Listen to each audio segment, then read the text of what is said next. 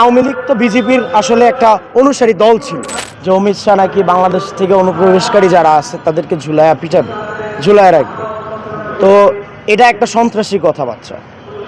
একটা রাষ্ট্রের স্বরাষ্ট্রমন্ত্রী, কেন্দ্রীয় স্বরাষ্ট্রমন্ত্রী তো ভারতবর্ষের মতো একটা মানে ইতিহাস ঐতিহ্যপূর্ণ শান্তিপূর্ণ একটা রাষ্ট্রের স্বরাষ্ট্রমন্ত্রী যখন বলে যে আরেকটা দেশের অনুপ্রবেশ তুমি করতে দিচ্ছ কেন, বর্ডারে তোমারে কে বলছে কাটাতার খুইলা তুমি বাঙালি ঢুকাও, তার মানে তুমি ভিতরে ঢুকাবা, ঢুকায় নিয়ে এরপরে মেরে ফেলবা।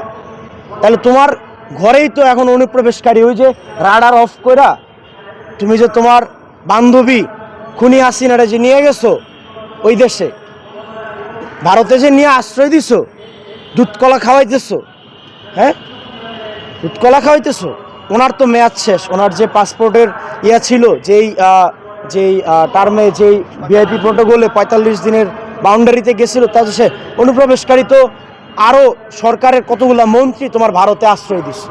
ওরা অনুপ্রবেশকারী, বাংলাদেশ থেকে এখন তো কেউ যাচ্ছে না, যারা বিভিন্নভাবে বর্ডার পাড়ি দিয়া, হ্যাঁ ওই যে ফারাজ করিম, ভণ্ড ফারাজ করিম চৌধুরীর বাবা, সে যেমন বর্ডার পাড়ি দিতে যে ধরা খাইছে, এরকম পার হয়ে গেছে অনেক মন্ত্রী এমপি আছে, পুলিশের অনেক ঊর্ধ্বতন কর্মকর্তা আছে যারা ওই রাষ্ট্রে পার হয়ে গেছে।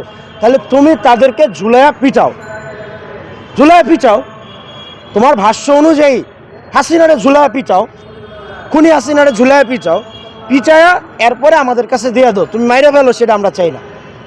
কারণ আমার রাষ্ট্রের নাগরিক সে, তাকে আমার দেশে আইনা এইখানে আইনে বিচার করতে হবে।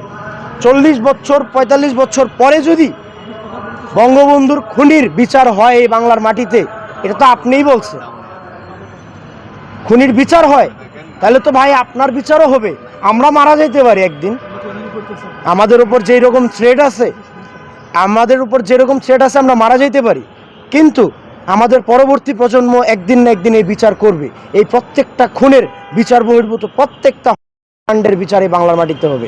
অতএব ওনারে মাইরা ঝুলায়া কিছুক্ষণ পিটায়া ফিরায় দাও, এই ধরনের উদ্ধত্তপূর্ণ কথার দায়ে আমি মনে করি যে বাংলাদেশ বিচার বহির্ভূত হত্যাকাণ্ড এই ফ্যাসিস্টের আমলে, বিশেষ করে ২০০৯ সালে ক্ষমতায় আসার পরে আজকের দিন পর্যন্ত এখনো পর্যন্ত বর্ডারে কিলিং হয়।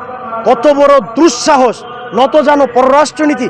আমরা এইবার বিতর্ক হয়েছে, এতদিনকে আমরা ইলিশ পাঠাই না, আমরা ইলিশ পাঠাই আর তোমরা লাশ পাঠাবা, হাউ ফানি।